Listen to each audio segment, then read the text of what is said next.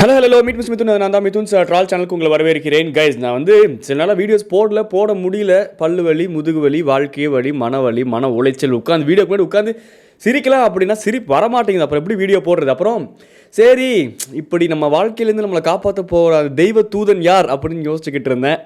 Watermelon சாரோட interview பார்த்தேன். உங்களுக்கும் பிடிக்கும், நம்மளும் தூக்கி வச்சு அடிக்கும் அப்படிங்கிற மாதிரி சென்னி பொழந்துடலாம், இருக்கிற டென்ஷனை இல்லை கக்கிரலாம் வன்மத்தை அப்படின்ட்டு யோசித்தேன். ஆனால் நானே எங்கள் அண்ணனுக்கு பெரிய ஃபேனுங்கும் போது எப்படி இந்த வன்மத்தை கக்கிறது? ஸோ முழுக்க இது வந்து என்னோட தலைவனுக்கான சப்போர்ட்டிவ் வழக்கம் போல தான், நத்திங் சர்காஸ்டிக். புரியுதா?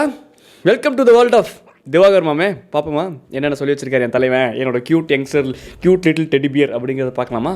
த்ரிஷா மாதிரி ஒரு வைஃப் வேணும் அப்படின்னு சொல்லியிருக்கீங்க. த்ரிஷா மாதிரி ஒரு வைஃப் வேணும் அப்படின்னு சொல்லி த்ரிஷான்னு பேரை கேட்டோன்னே என் ரேஞ்சுக்கு த்ரிஷா கம்மி தான் இருந்தாலும் அந்த ஒரு ஆட்டிடியூட் வருது இல்லை? அவ்வளோ அழகு அப்படிங்கும்போது நெஞ்சிலையும் சரி அந்த குட்டி மூக்குலையும் சரி அந்த அழகு தொங்கிட்டு இருக்கு அப்படிங்கும்போது அப்புறம் அந்த ஆட்டிடியூட் வரதானே செய்யும். மேடம் பற்றி நான் நிறைய படிச்சிருக்கேன். குறிப்பிட்ட கால் ஷீட்டுக்கு மேலே அதிகமாக டேஸ் போனாலும் அதற்கு கமர்ஷியல் காசு வாங்க மாட்டாங்களா? த்ரிஷா மேம் பற்றி நான் நிறைய படிச்சிருக்கேன். ஒரு என்சைக்ளோபீடியா வாங்கினேன், ஹவு த்ரிஷா என்சைக்ளோபீடியா அப்படின்னு சொல்லிட்டு. அதில் 6 நாள் ஃபுல்லாக நான் படிச்சிருக்கேன். பயங்கரமாக நான் டிகிரியில் வாங்கியிருக்கேன். என்ன சொல்ல போனால் நான் பிடெக் த்ரிஷா, ஆக்சுவலாக என்னோட டிகிரி பேர். அந்தளவுக்கு நான் த்ரிஷாவை பற்றி படிச்சிருக்கேன். ஏன்னா அண்ணன் வந்து படிப்பில் ஒரு ஆழமான ஒரு மனிதருங்க. யாராக இருந்தாலும் அவங்கள ஃபுல்லாக அவங்கள படித்து முடிச்சுட்டு அந்த சாப்டர் முடியும் போது சம்மரிலாம் உட்காந்து எழுதி ஹோம்ஒர்க்லாம் பண்ணுவார் ஒருத்தர் மனுஷங்களை. அந்தளவுக்கு டெடிக்கேஷன். ஆனால் அதனால தான் த்ரிஷா மேம் பற்றி நிறைய தெரியுது அண்ணனுக்கு. சொல்கிறேன், பியூர் சோல். பூர் சோல். பூர் த்ரிஷா, நீங்கள் பூர் சோலாமா? என்ன பூர்னா என்ன? பூர் சோல் பூனை புரண்டி விட்டுருச்சா? பூர் சோலா நீங்கள்? த்ரிஷா பூர் சோல். அதே மாதிரி அவங்க டாக் லவர். நான் சரியான டாக் லவர். எனக்கு சரியான டாக் லவர். அவங்க டாக்ல வரான், இவர் சரியான டாக்ல வரான். அதனால மேட்ச் ஆயிருச்சான். அப்போ இந்த ஜாதகம், ஜோசியம், இந்த சொசைட்டி, இந்த மனப்பொருத்தம் இதெல்லாம் வந்து உங்களை பார்த்து கேட்க ஆமே ஜோக் டு யூ. ஏன்டா டாக் லவர்னா கல்யாணம் பண்ணிக்கிறீங்களே மெண்டலாடா நீங்கள்? சொல்கிறேன் நான். உங்கள் டாக்னா ரொம்ப லவ் பண்ணுவாங்க. டாக்னா ரொம்ப லவ் பண்ணுவாங்களா? நோ, தப்பா இருக்குண்ணா. மேடம் வந்து பாத்தீங்கன்னா ஸோ அந்த விஷயங்கள்ல நான் அட்ராக்ஷன் ஆனால த்ரிஷா மேடம் மாதிரி பொண்ணு வேணும். என்னென்ன குவாலிட்டிஸ் எதிர்பார்க்க? அவங்க ரொம்ப சீனியர் தான். அவங்க படம் அலை வர்றப்பலாம் நாங்கள் ரொம்ப சின்ன பசங்கடா, 10th தான். என்னென்ன குவாலிட்டிஸ் எதிர்பார்க்குறீங்க அப்படின்னு அந்த பொண்ணு வந்து உங்களை கேட்டுச்சு. உடனே அவங்க படம் வரும்போது நான் குழந்தையா இருந்தேன், அப்போ தான் பிறந்து குவான்னு கத்துனேன், பிறந்தோடனே 8 மாதத்துக்கு என்னால் நடக்கவே முடியல அப்படின்னு விஜய் டிவியில் பேசுகிற மாதிரிலாம் பேசிக்கி டென்ஷன் ஆக்க. என்ன குவாலிட்டிஸ் தான் கேட்டாங்க. சும்மா குவார்டர் அடிச்சவனாட்ட கண்டதையும் பேசக்கூடாது. என்ன குவாலிட்டிஸோ அதை சொல்லுங்கள். என்னண்ணே கரெக்டு தான் சொல்லுங்கண்ணே. நீங்கள் சொல்லுங்கண்ணே. படித்தோம் 2003 நான் 10th ஸ்டாண்டர்ட் தான் படித்தேன். ஸோ அப்போ தான் அந்த அலை அப்படின்ற படம்லாம் வந்துச்சு. இன்னும் அவங்க சிங்கிளாக இருக்காங்க. என்னண்ணே 34 பல்லும் தெரியுதுண்ணே. 32 தானே நீங்கள்? 34 இருக்குது எங்கள் அண்ணனுக்கு. நாக்கில் 2 பல்லு இருக்குது. அதனால தான் நாக்கு மேலே பல்ல போட்டு பேசிடுறாரு. அது வேறு விஷயம். பட் சொல்கிறேன், அவர் வந்து ஒரு க்யூட்டாண்டிங்க. அவர் குழந்தையா இருக்கும்போது தான் த்ரிஷாலாம் வந்து அப்பயே அலைங்கிற படம் வந்துருச்சு. ஆனால் இன்னும் அவங்க சிங்கிளாக இருக்காங்களாம். இவரே பெரிய ஸ்டார் ஆகிட்டாரா, இன்னும் அவங்க சிங்கிளாக இருக்காங்களாம். அதனால வாய்ப்பு இருக்கான்னு பார்க்குறீங்களா? ரொம்ப சீனியர் இல்லையா? ஆமாடா, ஓரளவு கல்யாணம் பண்ணா நம்மளை விட ஒரு 10 வருஷத்துக்கு சின்ன பொண்ணு அல்லது ஒரு 8 வருஷத்துக்கு சின்ன பொண்ணு மேரேஜ் பண்ணாதான் நல்லா இருக்கும். நல்லா இருக்கு வீடியே, ஆனாலும் தாங்கி கொல்லும் கொன்றிவன அப்படிங்கிற மாதிரி. என்னங்க எனக்கு புரியவே இல்லை. ரொம்ப சீனியர்ரா. எனக்கு தெரிஞ்ச த்ரிஷாவே எங்கள் அண்ணனோட 3 வயசு சின்ன பொண்ணாக தான் இருக்கும். நான் சொல்கிறேன், பிறந்த குழந்தையவே எனக்கு சீனியர்னு சொல்லுவார் எங்கள் அண்ணன். அது வேறு விஷயம்னு வச்சுக்கோங்க. அது ரெகுலராக நீங்கள் பார்த்தீங்கன்னா உங்களுக்கு புரியும். ஆனால் த்ரிஷா சீனியராக இவருக்கு வந்து ஆமாம் கரெக்டு தான். இவர் கேட்குறதும் தப்பு இல்லைங்க. இப்போ 60ஆம் கல்யாணம் பண்ணும்போது ஒரு 50 வயசுலேயாச்சும் ஒரு பாட்டியை பிடிச்சி கல்யாணம் பண்ணி வச்சா தானே அது கரெக்டாக இருக்கும் அந்த பேர்.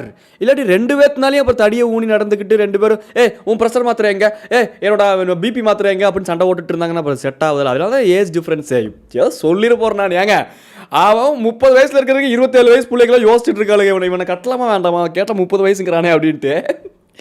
10 வயசு 8 வயசு கம்மியான புள்ள வேணுமா? இவருக்கு மட்டும் பிள்ளைய பார்க்கும்போது 10 வயசு கம்மியான புள்ளன்னு வச்சுக்கோங்க. இப்போ இவர் வியர்லேயே ஒரு 66 வயசு இருக்குன்னு வச்சுக்கோங்க. இல்லை சரி ஓகே, அவர் சொல்கிற மாதிரி பார்த்தாலே ரொம்ப கம்மியாக வச்சு பார்த்தாலே ஒரு 40 வயசு இருக்குன்னு வச்சுக்கோங்க. 10 வயசுனா 30 வயசில் இவருக்கு வந்து ஒரு க்யூட்டாண்டி வேணுமா இவருக்கு மட்டும்? ஆனால் அந்த பொண்ணு யோசிக்காதானே. ஒரு செகண்ட் அந்த பொண்ணு ஷூஸ்லேருந்து யோசிச்சிருக்கலாம்ல. ஏங்க நான் மட்டும் என்ன 10 வருஷங்க என்ன டைனோசர் காலத்துலேருந்து வாழ்ந்துக்கிட்டு இருக்காரு, இந்த ஆள் நான் ஏன் கட்டுனேன் அப்படின்னு இந்த பொண்ணு கேட்கும்ல. என்ன ஒரு அக்கா வந்து பொண்ணு பார்க்க வந்தாங்க. அவங்க பொண்ணுக்கு மாப்பிள்ளை பார்க்க வர்றப்ப வந்து இன்னும் தப்பா இருக்குண்ணா. என்ன ஒரு அக்கா பொண்ணு பார்க்க வந்தாங்களா? என்னடா என்னடா அக்கா தம்பி இல்லப்பா அண்ணா பாப்பால கூட கேள்விப்பட்டிருக்கேன். என்னடா கண்டாவதுடா. என்னோட கிளினிக்ல வந்துட்டு பார்த்த உடனே அவங்கள அவ்வளோ பிடிச்சிக்கிடுச்சு. அவ்வளோ பிடிச்சிங்க. யாரை கேட்டுங்க எங்கள் அண்ணனை பிடிச்சிங்க? எனக்கு புரியல. இங்கே பாருங்க பப்ளிக்கு, எங்கள் அண்ணன் பார்க்க அப்படி தான் க்யூட்டாக இருப்பார். பார்த்த உடனே அவ்வளோ பிடிச்சிங்களாமே எங்கள் அண்ணனை. இந்த பிடிக்கிறது, அவர் டேலண்ட் வளர்ந்து வரும்போது பிடிச்சி அமுக்கிறது எல்லாம், அவர் க்யூட்டாக இருந்தாருன்னா கண்டதையும் பண்ணுறதா? பிடிச்சி போஸ்கோ சாட்டில் உள்ளே போட்டுருவோம். பீடியோ பையனிங்களா? எங்கள் அண்ணன் குட்டி குழந்தை, அவரை பிடிச்சிடுறீங்க. அவரை பிடிச்சி கண்டம் பண்ணிருக்கேன். கண்டமுன்னு இருக்காரு எங்கள் அண்ணனை கண்டம் பண்ணுற வேலை வச்சுக்கேன். டென்ஷன் ஆயிருவேன் நான். எங்கள் அம்மாட்ட என்ன சொல்கிறாங்க, மாப்பிள்ளை பார்க்க சிவாஜி கணேசன் மாதிரி இருக்காரு, கொஞ்சம் அந்த ஃபேஸ் கட் வருது அப்படின்னு சொன்னாங்கம்மா. அப்போ எங்கள் அம்மா சொன்னாங்க, ஏன்டி உனக்கு என்ன கண்ணு நொல்லையா, போய் அரவிந்த் ஹாஸ்பிட்டலில் பாரு, மாப்பிள்ளையை பார்க்க சிவாஜி கணேசன் மாதிரி நல்லா சொல்லிட போகிற கவுண்டர் மணியாட்டம் கவுண்டர் வந்துருச்சு. அந்த காலம்னா ஓகே, இந்த காலத்தில் நல்லதாக ஒன்று சொன்னாலே நாக்கு பிடுங்குற மாதிரி 4 கேள்வியை கேட்கணுங்கிறக்கவசரம் கேட்டு ஒருத்தனை ஸ்ட்ரெஸ் ஆக்கி ப்ரெஷர் ஆக்கி சாவ வச்சிருவானுங்க. அதனால நான் எது சொல்கிறேன்னா சாம அமைதியாகவே போய்க்கலாம் அதுக்கு சொன்னாங்க. அப்போ வந்து பார்த்தீங்கன்னா யாருக்குமே பார்த்த உடனே பிடிக்கும். எனக்கு பிடிக்கல இல்லைண்ணே, அப்படி நிறைய பேர் சொல்கிறவங்களும் இருக்காங்கல்ல. அதெல்லாம் கேட்டு நீங்கள் மனம் வந்து உங்கள் நெஞ்சு, அது ஏன்னா அது நெஞ்சு மட்டும்தான் ஸ்ட்ராங்காக இருக்குது, அது ரைமிங்ஸில் இருக்க வேறு எதுவும் தெரில, எனக்கு தெரில சொல்கிறேன். அது நெஞ்சு ஸ்ட்ராங்காக வச்சுக்கோங்க, மனசை ஸ்ட்ராங்காக வச்சுக்கோங்க அப்படின்னு சொல்லுவாங்க. உங்கள் டேலண்ட்டு நீங்கள் வளர்ந்து வரனால பிடிச்சி அமுக்குவானுங்க. பார்த்தனே திருச்சி பஸ் ஸ்டாண்ட் பக்கமெல்லாம் போயிடாதீங்கண்ணே. காரணங்களால் நிறைய அலைன்ஸ் எனக்கு டிலே ஆயிருக்குடா. ஃபேமிலி லைஃப் 35க்கு மேலே தான் இருக்கும். இப்போ தான் அந்த ஃபேமிலி லைஃப் 35க்கு மேலே தான் இருக்கும். அப்படின்னாலே 35 ஆகி 20 வருஷம் ஆச்சு. ஜாதகக்காரங்கிட்ட கேளுங்க. ஆஸ்ட்ராலஜினால எனக்கு நிறைய வாழ்க்கையில் டிலே ஆயிருக்கு அப்படின்னு ஆஸ்ட்ராலஜி மேலே பழி தூக்கி போட வேண்டியது. இந்த மற்றவங்க அவர் சொல்கிறாருமா, பார்க்க எம்ஜிஆர் மாதிரி இருக்கீங்க. ஒருத்தன் புகழ்ந்தானாலும் அவன் மேலே போட்ட வேண்டியது, பழியும் தூக்கி அவர் மேலே போட்ட வேண்டியது. ஏன்னா எங்கள் அண்ணன் வந்து ஒரு தூய்மையான ஒரு ஆத்மாவில் ஒரு புனிதமான ஒரு மனிதர். இந்த உலகத்தில் நல்லது அப்படின்னு எங்கேயாச்சும் எழுதி வச்சுருந்தாலே அது எங்கள் அண்ணன் கிட்ட இருக்கும். ஏதாச்சும் ஒன்று கெடுதல், மூஞ்சி சுடிக்கிற மாதிரி இருக்குது, லூசு அப்படிலாம் இருக்குது அப்படின்னா சொல்கிறாரே, நல்லா லூசு க்யூட்டாண்டியாட்டு இருக்காரு அப்படின்னா அது எங்கள் அண்ணன் கிட்ட இருக்காதுங்க. நல்லது அப்படின்னு எழுதியிருந்தா அவர், அது எங்கள் அண்ணன் தான். குடும்பஸ்தானமே ஒர்க் ஆக ஆரம்பிக்குதான். குடும்பஸ்தானமே ஒர்க் ஆக ஆரம்பிக்குது. இது 35 வயசுக்கு மேலே அண்ணே 25 ஒரு 30 வயசு வரைக்கும் தானே குடும்பஸ்தானத்தில் ஒர்க் ஆக வேண்டியது ஒர்க் ஆகும். 35 வயசுக்கு மேலெல்லாம் குடும்பஸ்தானம் ஒர்க் ஆகி என்ன பிரயோஜனம்? அப்போ எப்படி உங்களுக்கு சொல்லி புரிய வைக்கிறது? இது யாருக்காச்சும் புரியுதா இல்லையான்னு தெரியல. இப்போது இந்த ஒரு படத்தில் வரும்ல, செத்து போன கிளிக்கு எதுக்கு கூண்டுன்னு சொல்லி ஜட்டி போடலாங்கிற மாதிரி புரிஞ்சுக்கோங்கண்ணே. குடும்பஸ்தானம் 35 வயசுக்கு மேலே ஒர்க் ஆனா என்ன, ஆகாட்டி என்ன, நமக்கு என்ன ஒர்க் ஆகுங்கிறது முக்கியம்ண்ணே. கொஞ்சம் பம்கின் சீட்ஸ்லாம் சாப்பிடுங்க. டச்சே இல்லையா? பேசியிருக்கோம் 100 டைம் பேசணும், அவ்வளோதான். நீங்கள் வந்து இருக்கிறதுலே யாரோட டச்சில் நல்லா இருக்கீங்க? யாருன்னா ஒருத்தர் பிக் பாஸ்ல ஹோல் கண்டஸ்டன்ட் சொல்லணும் தான். அப்படி யார் டச்சிலுமே நான் நல்லா இல்லைம்மா, எல்லாருமே என்னையே டச் பண்ணி தான் நல்லா. அவர் சொல்கிறாரு, ஒருத்தர் கண்ணு ஒருத்தர் சொன்னார், பிக் பாஸில் எல்லாருமே உங்களை டச் பண்ணி தான் எல்லாருமே ஃபேமஸ் ஆகும். உங்களை பார்த்தா நினைக்கிறாங்க, உங்களை டச் பண்ணி உங்களுக்கு ஃபேமஸ் ஆகணும்னு நினைக்கிறாங்கன்ட்டு எல்லாரும் என்னையை தான் கண்ணு டச் பண்ணாங்க. நான் யாரையும் டச் பண்ணல அப்படின்ட்டு எங்கள் அண்ணன் சொல்கிறேன். அவள் அப்படி தான் பேசக்கூடிய ஆள் நான். ஆனால் இப்போ ஆங்கர் என்ன கேட்குறாங்கண்ணா, பிக் பாஸ்லேருந்து வெளியே வந்ததுக்கப்புறம் ஏன் யாருமே உங்கள் கூட பெருசாக டச்சில் இல்லை அப்படின்னு ஆங்கர் கேட்க வராங்க. ஒரு மனிதனால் என்ன சொல்லிட்டு போயிடலாம், என்னம்மா வெளியே வந்ததுக்கப்புறம் நான்லாம் ஒரு ஆளே இல்லை, நமக்கு மதிக்கல, அவங்களாம் பெரிய ஆள் அப்படின்னு போனால் கூட நமக்கு ஒரு பெரிய மனுஷங்கிற மதிப்பு வரும். அதை சொல்ல மாட்டார் எங்கள் அண்ணன். எங்கள் அண்ணனை நீங்கள் மதிக்கணும் அப்படிங்கிறது எங்கள் அண்ணனுக்கு இன்டென்ஷன் கிடையாது. தற்குறி அப்படின்னு யாராச்சும் எங்கேயாச்சும் கத்துவானுங்கள்ல, அது எங்கள் அண்ணனுக்கு பிடிக்கும். அதனால தான் அவர் தற்குறித்தனமா பதில் சொல்லுவார். பாருங்களேன், அவ்வளோ டச் இல்லையாப்பா. கால் எடுக்கலன்னா நம்ம போட போறது இல்ல, கால் எடுக்கலன்னா பரவாயில்ல. இது எதுக்கு தேவையில்லாத வேலை? எல்லாம் எங்களுக்கு தேவையான வேலை தான். உங்களுக்கு தேவையான கொஸ்டின்ஸ் போட்டு கேட்டால் மட்டும்தான் தேவையான வேலையா?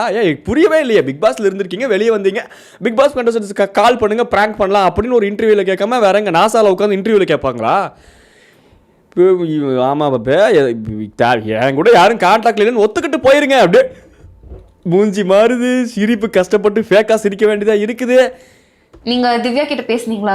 வருங்க கையெல்லாம் நம்மங்குது. ஐயோ இந்த புள்ள வேற, நம்ம எவ்வளோ பெரிய ஆளு, நம்ம இன்டர்வியூ எடுக்கிறது பெரிய விஷயம், டென்ஷன் ஆக்குற மாதிரி கேள்வி கேட்குறோம். ஆனால் பொம்பளை புள்ளையா போயிட்டா, சிட் இல்லாட்டி இன்னொருப்போம் மணக்குதுடா அப்படின்ட்டு இருப்பேன் அப்படிங்கிற மாதிரி எங்கள் அண்ணன் யோசிச்சுட்டு இருக்காருங்க. எங்கள் அண்ணன் டென்ஷன் ஆக்காதீங்க, இப்போ எங்களுக்கு பிடிக்காது சொல்லிட்டு வந்துட்டு கால்ல நீங்க கால் பண்றீங்களா? அரோரா இல்ல திவ்யா ஏதோ வேலையில இருப்பாமா, அவங்க போய் எப்படி என் நம்பர் தெரியாது அவங்களுக்கு. ஒத்துக்கிட்டாரு. தெரிஞ்சா தெரியாமலும் ஒத்துக்கிட்டாரு. ஏதோ வேலையில இருப்பாங்கம்மா, அவங்கள போய் ஐயோ இந்த பொண்ணு என்ன சுத்தி அதுக்கே வருது, எத்தனை ஆன்சர் சொல்றது, சரி உண்மையை சொல்லிடும், என் நம்பர் அவங்க கிட்ட இருக்காதுன்னு நினைக்கிறேன். ஐயோ உண்மையை ஒத்துட்டோமா இப்போ மறுபடியும் நம்மளை பற்றி பெருமை பேசணுமே அப்படின்னு ஏதாச்சும் பேசுவாரு. இப்போ வரைக்கும் நீங்க எத்தனை ரிலேஷன்ஷிப்ல இருந்திருப்பீங்க? இசையோடு பேசும் தாளம் இல்லைங்க. அதுக்கப்புறம் அந்த இன்டர்வியூ பார்த்துட்டு இருந்தேன், அதை கட் பண்ணிட்டேன்னு நினைக்கிறேன். அதுக்கப்புறம் எங்கள் அண்ணன் நான் வந்து ஒர்க்குன்னே இருந்தனாலமா இவங்க கூட டச்சில் இருக்க மாட்டோமா அப்படிங்கிற மாதிரி கடைசியில் அதை ட்விஸ்ட் பண்ணி விட்டாரு. பாருங்க, உங்களுக்கு மனசு ரிலாக்ஸாக இருக்கணும்னா எங்கள் அண்ணன் இன்டர்வியூ பாருங்க, மஜாவா இருக்கும். ஆஹா, ரிலேஷன்ஷிப்லாம் எதுவும் கிடையாதா? இது வரைக்கும் ஒரு ரிலேஷன்ஷிப் பெருமைப்படுறதுக்குலாம் ஒன்றுமே கிடையாதுண்ணே. ஒரு ஆண் ஒரு பெண்ணை நாடுவதும் ஒரு பெண் அந்த வயதில் ஒரு ஆணை நாடுவதும் இந்த உலகத்தின் இயற்கை இயல்பு. புரியுதா உங்களுக்கு? காதலையும் காமத்தையும் கடந்து வராத ஆணோ காதலையும் காமத்தையும் கடந்து வராத பெண்ணோ பெண்ணாகவும் இருக்க முடியாது, ஆணாகவும் இருக்க முடியாது. எனக்கு அந்த சந்தேகம் இருக்குது. டவுட்டை கொஞ்சம் கிளாரிஃபை பண்ணணும். பாப்போம். ரிலேஷன்ஷிப்ல கூட இருந்தது இல்லையா? ஒண்ணு கூட இல்லையா? இல்லப்பா, இதெல்லாம் நீங்க ஸ்கூல் முடிச்சிருக்கீங்க, காலேஜ் படிச்சிருக்கீங்க. நாங்கெல்லாம் 90s கிட்ஸ்வா. நாங்கெல்லாம் 90s கிட்ஸ்மா. விட்டா அந்த பொண்ணு பேசிட்டே இருக்கே, நம்ம கத்தி பேசுறதா வேலைக்கு ஆக மாட்டோம். நாங்கெல்லாம் 90s கிட்ஸ்மா. யோ இங்க பாரு, என் ஃப்ரெண்ட் நானும் தான் 90s கிட்ஸ். 60s கிட்ஸ்ன்னு சொல்லுங்க, சும்மா என்னெல்லாம் சேர்த்துக்கிட்டு. நாங்களாம் 90s கிட்ஸ்மாவா? 86ல் பிறந்து போட்டு 4 வருஷம் கழிச்சு தான் இவர் 90s பார்த்துருக்காருங்க. 90s கிட்ஸா? எங்க ஒண்ணாச்சு காலத்துல போய் ஒரு பொண்ணுகிட்ட பேசுறதுக்கே படபடன்னு வரும். படபடன்னு வருமாமா. ஏன் வேற ஏதாச்சும் தாளம் போட வேண்டியதானே? அந்த மாதிரி ஏதாச்சும் தாளம் போட வேண்டியது. அதான் படப்படா 90s கிட்ஸ் என்ன ஒன்றுத்துக்கு ஆகாதவங்களா? இல்லை எங்கள் அப்பா வேண்டாம், குடும்ப மேட்டரில் எழுத்துற மாதிரி இருக்கும். சரி, நின்று என்ற மைதின் படம் பார்த்துருக்கீங்களா? அது எப்போ நடந்துச்சு? அந்த தூய்மையான காதல் எப்படி அங்கே நடந்துச்சு சொல்லுங்க. அதுவும் 90s தானே. நமக்கு வக்கீலனா வக்கீலன்ட்டு போயிடணுங்க. வக்கிப்பூல் இல்லைன்னா வக்கிப்பூல் இல்லைன்ட்டு மாட்டுக்கு வாங்கிட்டு வந்து போட்டுறணும்னு சொல்ல வரேன் நான். அதை விட்டு போட்டு நான் கிராஸை சாப்பிட்டுப்போம்மா, நான் கேரட்டை சாப்பிடுவோம்மா. மாடுனா வக்கிப்பூல் மேய்ச்சி தான்டா ஆகணும். வக்கிப்பூல் இல்லைன்னா இல்லைன்னு சொல்கிறா அதை அப்படிங்கிற மாதிரி நான் சொல்கிறேன். ஒரு எது இயல்போ அது அது அது ஆமான்னு சொல்லிட்டு போயிடணும். ஆனால் அதுதான் இல்லை அப்படின்னு சாதிக்கிறதுல தான் எங்கள் அண்ணன் வந்து ஸ்பெஷலிஸ்டே. மஜாவா இருக்கு பாருங்க. இன்னும் போக போக காதல் பத்தி எதனா சொல்லுங்க நம்மளுக்கு. காதல்லாம் கேட்கல, காதல் பத்தான் கேட்டாங்க. ராகத்தோட தான் பாடுவார். ஹார்ட் வந்து டப்பு டப்பு டப்பு டப்பு டப்பு பட்ட பட்ட பட்ட பட்ட பட்டான்னு இருக்குமாமா. காதலும் இல்லடா. யாரும் என்ன பார்க்கலாமா? பார்க்குற மாதிரியாடி நான் இருக்கேன். ஏன்டி இந்த கேள்வி கேட்டு சங்கட குஸ்கா ஆக்கிற அடுத்து கேள்விக்கு போய் தான் தொலையாட்டிங்கிற மாதிரி. பாவங்க அந்த மனுஷன் டென்ஷன்ல உட்காந்து ஒரு ஜாலி பாயின்னு வைங்களே. எல்லாம் எனக்கு புரியல. எனக்கு காதெல்லாம் இல்லை. ஆனால் நான் ஒரு ஜாலி பாய். நோ, தப்பா இருக்குண்ணா. நான் இதெல்லாம் வந்து ஏதாச்சும் கம்முன்னு இருங்க. ஜாலி பாயாக இருந்தீங்களா நினச்சேன் நான். ஒரு நாள் ஒரு நைட்டு 1 மணிக்கு இந்த சேலம் பைபாஸ் கிராஸ் பண்ணி போகும்போது இந்த பிரிட்ஜு கீழே. சரி, அந்த கதையை விடும், வேற எதுக்கு வரும். கடவுள் இன்னும் பொண்ணு அமைக்கல, ஸோ அதுவும் அமையும். நாங்கள் கடவுள் இன்னும் பொண்ணு வேற வேலை இல்லை கடவுளுக்கு. அங்கிருந்து இப்போ ஜீசஸ் அல்லா முருகர்லாம் ஒன்று சேர்ந்து திவாகருக்கு ஒரு பொண்ணு அமைக்கணுமே, எங்கே தேடலாம்? ஈரான் வாரெலாம் போயிட்டு இருக்கு, இந்த மக்கள்லாம் செத்துக்கிட்டு இருக்கு. சே, அதெல்லாம் இங்கே திவாகருக்கு பொண்ணு அமையலப்பா, அதை பாருங்கப்பா என்னன்ட்டு, அதை பாரு அப்படின்னு கடவுள்லாம் அமைச்சுக்கிட்டு இருக்கிறாருல. அதனால வெயிட் பண்ணிட்டு இருக்காருங்க எங்கள் அண்ணன். 35க்கு மேலே தான் அவருக்கு குடும்பஸ்தானம் ஒர்க் ஆகும், மற்றதெல்லாம் ஒர்க் ஆகணும் கடவுள் புண்ணியத்தில். 90s கிட்ஸ்ன்றனால ரிலேஷன்ஷிப் அப்படின்ற வார்த்தைகள்லாம் எங்களுக்கு அந்த லெவல்லாம் யாரு கூடயும் கிடையாதுப்பா. எனக்கும் மனசாட்சி கல்யாணம் பண்ண எனக்கும் மனசாட்சிக்கும் ரிலேஷன்ஷிப்புக்கும் என்னென்ன சம்மந்தம் எனக்கு புரியவே இல்லை. நான் ரிலேஷன்ஷிப்புங்கிற வார்த்தையை நான் வந்து நான் 90s கிட்டுங்கிறனால நான் காலேஜ் வரும்போது தான்ப்பா அதை வாயை திறந்தே ரிலேஷன்ஷிப் RASLMASION அப்படின்ட்டு நான் கரெக்டாக அந்த ரிலேஷன்ஷிப் ஸ்பெல்லிங்லாம் அப்போ தான்ப்பா நான் படித்தேன் அப்படின்ட்டு எங்கள் அண்ணன் அதெல்லாம் எல்லாமே படிச்சிருக்காருங்க, பயங்கரமாக படிச்சிருக்காரு. என்ன இந்த பிக் பாஸில் ஹேட்டுன்னா என்ன பிக் பாஸ் அப்படின்னு கேட்டதை வச்சு கலாய்க்கிறீங்களா? பொழந்துருண்டாங்கள. அண்ணா பேசுங்கண்ணே. ஒரு பொண்ணுக்கு நம்ம உண்மையாக இருப்போம். கட்டிக்க போகிற பொண்ணுக்கு ஒரு உண்மையாக இருப்போம் அப்படிங்கிறக்கோ இவர் யாருமே. எங்கள் காலேஜ் படிக்கும் போதெல்லாம் இந்த கிரண் ரத்தோட இந்த ஒரு படத்தில் ஓடி வருவாங்களா, பின்னாடி பிரசாந்த் வருவார். எந்த தாலையா கண்முழித்து பார்த்த. ஏன்டா நீ ஏன்டா இப்படி பாடுற அப்படிங்காதீங்க, பாட்டு அந்த மாதிரி பாட்டுதான். அதில் இப்படி கிரண் ஓடி வருவாங்கல்ல, அந்த மாதிரி பெண்கள்லாம் எங்கள் அண்ணா பெண் திவாகர் திவா வந்துட்டாண்டி வாடி அப்படின்னு ஓடி வந்தாங்க. அவர் வந்து ஃப்யூச்சரில் கட்டிக்க போகிற பொண்டாட்டிக்கு அப்புறம் அது எப்படி 35 வயசில் அதுக்கப்புறம் குடும்பஸ்தானம் ஒர்க் ஆகி அது இன்ஜின் ஸ்டார்ட் பண்ணி பழுதான இன்ஜினுக்கு பெட்ரோலை ஓட்டு இல்லை, அதுக்கப்புறம் தான் மிஷின் ஒர்க் ஆகும். 35 வருஷம் சும்மா இருந்துச்சுன்னா அதுக்கப்புறம் குடும்பஸ்தானம் ஒர்க் ஆகி மிஷினை ஓட வைக்கிறதுக்கே 40 வயசு ஆயிரும். அதுக்கப்புறம் அந்த மிஷினுக்கு தகுந்த ஒரு 300 ஆப்ரேட்டரை பார்த்து வர சொல்லி அக்ரிமெண்ட்டை போட்டு கல்யாணம் கட்டி ஸ்ட்ரைட்டாக 60 கல்யாணம் தான். ஏன்டா என்னடா நடக்குது இங்க? முன்னாடி நான் உங்களை காதலிக்கிறேன் அந்த மாதிரிலாம் இது நான் பொண்ணுங்க சொல்லியிருக்காங்க. என்ன தெரியல, இந்த சோசியல் மீடியாவில் வந்ததுல இருந்து நிறைய பேர் நிறைய ப்ரொபோசல்ஸ் நிறைய பேருக்கு நம்மளுக்கு பிடிக்குது, நிறைய பேர் லைக் பண்ணியிருக்காங்க ஆக்சுவலா. பட் வந்து பாத்தீங்கன்னா நான் அந்த நேரம் அது பெருசா கண்டுக்கல.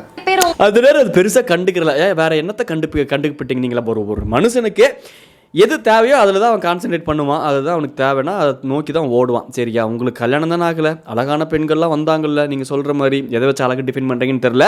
ஆனால் இன்ஸ்டாகிராமில் வந்தாங்கல்ல, ஏன் போக வேண்டியது தானே? இன்னமும் ஃபியூச்சர் பொண்டாட்டிக்கு உண்மையாக இருப்பேன் அப்படின்னா முதல்ல பொண்டாட்டியை கண்டுபிடி, அதுக்கப்புறம் உண்மையாக இருக்கலாம் அப்படிங்கிற மாதிரி தான் இருக்குது. உங்களுக்கு ஒன் சைடா திவ்யா மேல லவ் இருந்த மாதிரி பார்த்த மாதிரி தான் சொல்றாங்க. ஒன் சைடு லவ் இப்ப ரெண்டு பேரும் பிடிச்சதாப்பா ஜாலியா பேசிக்கிட்டோம். எனக்கு மனசாட்சியே இல்லைல்ல, இரிட்டேட்டிங்கா ஆகுதுல்ல. உங்களுக்கு யாருக்காச்சும் அப்படி ஆகுதா?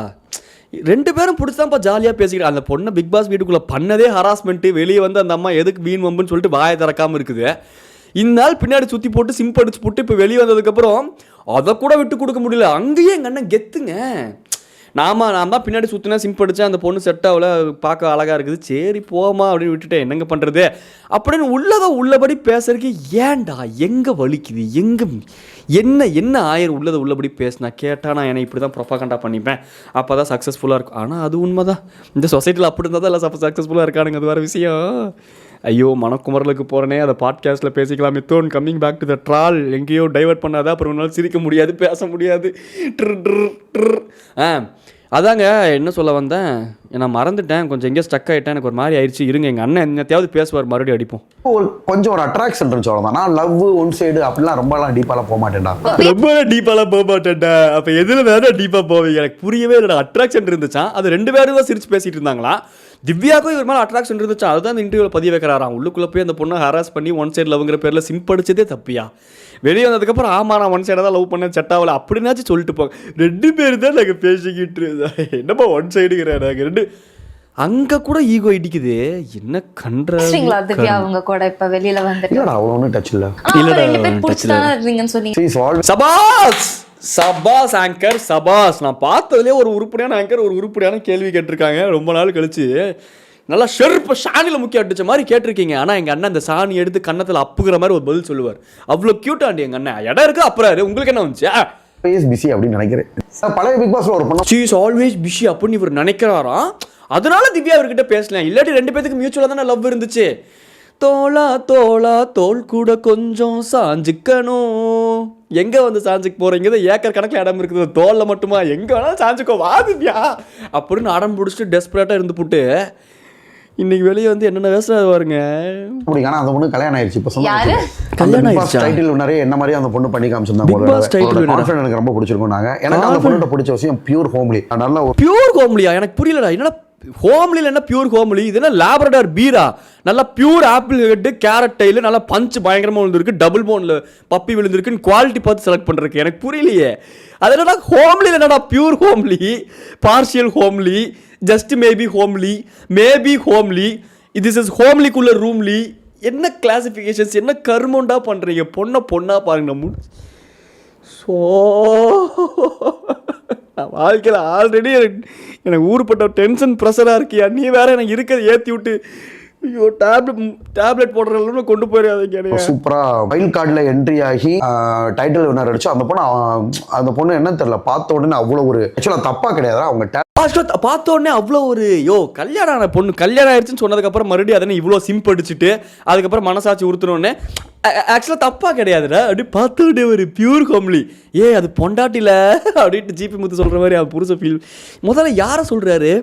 இதுக்கு முன்னாடி வந்த பிக் பாஸில் டைட்டில் வின்னர் அந்த பிள்ளைய பார்த்த உடனே எனக்கு பிடிச்சிருக்கு அப்படின்னு இவர் யாரை சொல்கிறாரு? டைட்டில் வின்னரா? யாருங்க சொல்கிறாரு? எனக்கு பொண்ணு ரித்விகா டைட்டில் வின்னர் ஆனாங்க, அர்ச்சனா டைட்டில் வின்னர் ஆனாங்க, ரித்விகா ஹோம்லியாக இருப்பாங்க, அர்ச்சனாவும் ஹோம்லியாக தான் இருப்பாங்க.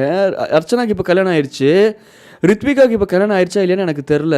அவங்க ஏன் என்கிட்ட சொல்லிட்டு கல்யாணம் பண்ண போகிறாங்க அதனால எனக்கு தெரில. ஆனால் நான் ரித்விகாவை நேரில் பார்த்துருக்கேங்க, ஒரு டைம் எஃப்எம்மில் பார்த்துருக்கேன். இப்போ எதுக்கு என்ன இப்போ எங்கள் அண்ணன் கூட சேர்ந்து நானும் தற்பெருமை பேச ஆரம்பிச்சேன். டேலண்ட்டு நல்ல ஹோம்லியாக இருந்தாங்க. ஸோ அந்த மாதிரி கொஞ்சம் ஒரு எக்ஸ்பெக்டேஷன். அவங்களுக்கு இப்போ கல்யாணம் ஆயிடுச்சு. அவங்களுக்கு இப்போ கல்யாணம் ஆயிடுச்சு, ஆனால் அவங்க ஹோம்லியாக இருந்தாங்க. யாரை சொல்கிறாரு இவர்? என்ன ஒன்றுமே புரியலையே. ஏங்க உங்களுக்கு தெரிஞ்சால் சொல்லுங்கள், அவர் அர்ச்சனா சொல்கிறாரா இல்லை ரித்விகா சொல்கிறாங்க, இல்லை வேறு யாராச்சும் ஹோம்லியா டைட்டில் வின்னர் யாராச்சும் என்ன ஏதோ எங்கள் அண்ணன் அடுத்து சிம்படிக்கு ஏதோ ட்ரை பண்ணியிருக்காரு. இப்போ இன்டர்வியூவில் பிள்ளையார் சொல்லி போட்டார், இன்னும் ஒரு ரியாலிட்டி ஷோ மாதிரி வச்சிங்க, அந்த பொண்ணு அதில் வருதுன்னு மட்டும் சொன்னீங்கன்னா போதும் தமிழ்நாட்டுக்கே கண்டென்ட்டுக்கு பஞ்சமே இல்லாத அளவுக்கு எங்கள் அண்ணன் சிம்ப் படிப்பார். ஏதோ ப்ரப்போசல் சீன்ஸ் போல். இந்த கன்றாவதியை பார்த்து தொலைவோமா வாங்க. ஹாய், ரொம்ப அழகாக இருக்கீங்க. ரொம்ப அழகாக இருக்கீங்க. ரொம்ப க்யூட்டாக இருக்கீங்கடா. ரொம்ப க்யூட்டாக இருக்கீங்கடா. அந்த கண்ணு இருக்கு பாருங்க, ஜோதிகா மேடம் கண்ணு மாதிரியே இருக்கு. ஜோதிகா மேடம் முடியாது போய் சொல்கிறேன், ஏன்டா சொல்கிறேன் வெண்ண அப்படி அந்த பொண்ணு கேட்டிருந்துருக்கலாம். ரெண்டாவது ஒரு விஷயம் பேசுறதுக்கு முன்னாடி அப்படி இழுக்காதீங்கண்ணே, உரியாதீங்க. அந்த பொண்ணு வந்து ஒட்டிக்க போகுது, புரியுது அந்த பசி. சொல்கிறேன், ஒரு பிரியாணியை பார்த்தா அப்படி சாப்பிடுவோம்ல, புரியுது. இருந்தாலும் கொஞ்சம் ரொம்ப இழுக்காதீங்கண்ணே. ரொம்ப அழகாக இருக்கீங்கடா. இல்லை என்னடா கரும சவுண்டே வருமா, பல்லு வலி வந்துட போதுண்ணே, ரொம்ப இழுக்காதீங்கண்ணே. ரொம்ப பிடிச்சிருக்கு. நான் என்னோட எக்ஸ்பெக்டேஷனுக்கு ஏற்ற மாதிரி ஒரு பொண்ணாக இருக்கீங்க. லவ் யூடா. எக்ஸ்பெக்டேஷனுக்கு ஏற்ற மாதிரி போடாங்க. லவ் யூடா. முதல்ல எக்ஸ்பெக்டேஷன் ஸ்பெல்லிங் சொல்லிங்க வா. எக்ஸ்பெக்டேஷன்னா முதல்ல என்னன்னு சொல்லிங்க வா அப்படின்னு மாதிரி கூப்பிட்டு அந்த பொண்ணு உட்கார வச்சு கிளாஸ் எடுக்கணும். ரொம்ப அழகாக இருக்கீங்க, ரொம்ப அழகாக இருக்கீங்கடா. ரொம்ப பிடிச்சிருக்கா. ரொம்ப பிடிச்சிருக்குங்கிற யோ நோ தப்பாக இருக்குண்ணா. பட் ஆனால் வந்து நான் ரொம்ப மாடர்ன் ட்ரெஸ் தான் போடுவேன் செய்வேன், அதெல்லாம் உங்களுக்கு ஓகேவா? மடனாது ஈடனாது அது அப்போ சொன்னது. நான் இப்போ வந்து அழகான உங்களை பார்த்ததும் அப்படியே மனசு அப்படியே நோ தப்பாக இருக்குண்ணா. எல்லாமே எனக்கு புரியவே மாட்டேங்குது. அது மட்டும் இல்லாமல் சொல்லிட்டேன், இழுக்காத அப்படின்னு சொல்கிறேன், நீ இழுத்துக்கிட்டே இருக்கனா. எனக்கு ஆனால் சமைக்கவே அப்படியே அலை பாயுதா. அப்படியே அவள் என்ன கொக்கைனா. ரொம்ப அழகா இருக்கடா, ரொம்ப ஐயாவுதுடா. இப்போ வேற உலகத்தில் இருக்கண்டா. ஐயோ புரியுது, காதலுங்கிற ஒரு போதை தான். அதுக்குன்னு போதை மருந்து எடுத்து தான் காதல் உருவாகணும் அவசியம் இல்லையா? தெரியாது, மேகி மட்டும் தான் செய்ய தெரியும். அதனால என்னப்பா 3 வேளை நீ மேகின்னு எழுதி வச்சா பேப்பரே கடிச்சு திம்பம்பா. அதனால என்னப்பா மேகி செஞ்சு கொடுப்பா போதும்பா. என்னையா வைப்பீங்களா? டெய்லி நம்ம ஆர்டர் போட்டு சாப்பிடுங்களா? ஆர்டர் போட்டு சாப்பிடலாம். இல்ல எனக்கு சமைச்சு தந்தாதான் பிடிக்கும். எனக்கு உங்களுக்காக நான் சமையல் என்னனாலும் பண்ணுவேன். அவ்வளோ பிடிச்சிருக்குப்பா, அவ்வளோ பிடிச்சிருக்குப்பா. உங்களுக்காக சமையல் என்ன சமையல்காரியை கூட பண்ணுவேன்ப்பா. அண்ணே ரொம்ப புரியுதுண்ணே. அது ஒரு மாதிரி ஏறுதுண்ணே, உங்களுக்கு வெறி மண்டைக்கு வெறி ஏறி என்ன ஒரு மாதிரி சுத்துறீங்க. கொஞ்சம் கண்ட்ரோல் பண்ணுங்கண்ணே. ஸோ சமைப்பீங்க, எல்லாமே பண்ணிப்பீங்க? கண்டிப்பா. கண்டிப்பா இவர் சமைச்சு கிழிச்சு மற்றதெல்லாம் பண்ணிட்டு இப்போ அடுத்ததெல்லாம் பண்ணுவார். கல்யாணம் பண்ணால் பண்ணுறதுக்கு தானே பண்ணுறதே, சமையல் பண்ணுறதுக்கு தானே பண்ணுறதே அப்படின்னு சொல்ல வந்தேங்க. சமைக்கிறது மட்டும் என்ன, இந்த மாதிரி அழகான பொண்ணா துணி கூட துவைச்சு போடலாம். சமைக்கிறது மட்டும் என்ன, இந்த மாதிரி அழகான பொண்ணு இருந்தால் துணி கூட அவுத்து போடலாமா? நோ தப்பாக இருக்குண்ணா. துணி துவைச்சு போடலானாரா? துணி துவைச்சு போட்டு சமைச்சு போட்டு காலையிலே கடந்து உருண்டு கல்யாணம் ஆனால் போதுங்கிற ரேஞ்சுக்கு சுற்றிக்கிட்டு இருக்கீங்க. I can relate. 90s kit முடிஞ்சு போச்சா? ஐயோ இந்த க்யூட்டான ப்ரப்போசலோட முடிஞ்சு போச்சுங்க. என்னமோ நான் பாட்டு என்ன பேசிட்டேன்னு எனக்கு தெரியல. ரியாக்ஷனுங்கிற பேரில் என்னமோ ஒரு ஃப்ளோவில் பேசிட்டேன். ஏதோ நல்லா இருந்துச்சு இல்லை எங்கேயாவது சிரிப்பு வந்துச்சுன்னு ஃபீல் பண்ணிங்கன்னா உங்கள் ஃப்ரெண்ட்ஸ் அண்ட் ஃபேமிலிக்கெலாம் ஷேர் பண்ணுங்கள், சப்ஸ்கிரைப் பண்ணி வச்சுக்கோங்க. கூடிய சீக்கிரம் இந்த பழைய திவாகர் தர்பீஸ் இன்டர்வியூஸ்லாம் இருக்குங்க, பழசு, நான் சொல்கிறது பழசு, பிஃபோர் பிக் பாஸ், அதெல்லாம் எடுத்து ரியாக்ட் பண்ணலாம் அப்படின்னு யோசிக்கிறேன். உங்களுக்கு ஓகே நல்லா தான் இருக்குது பண்ணு அப்படின்னா என்ன கருத்துங்கிறத கமெண்ட்டில் சொல்லுங்கள். டாட்டா பாய் சொல்லிட்டு கிளம்புறது நான் உங்கள் மிதுன். சப்ஸ்கிரைப் பண்ணிக்கோடா, ரொம்ப சப்ஸ்கிரைப் பண்ணிக்கோடா ப்ளீஸ். பிடிச்சதாடா சப்ஸ்கிரைப் பண்ணுங்கடா. ஏன்டா என் இதுவாக இந்த மாதிரி மாற்றுறீங்க. டாட்டாங்க, டாட்டா.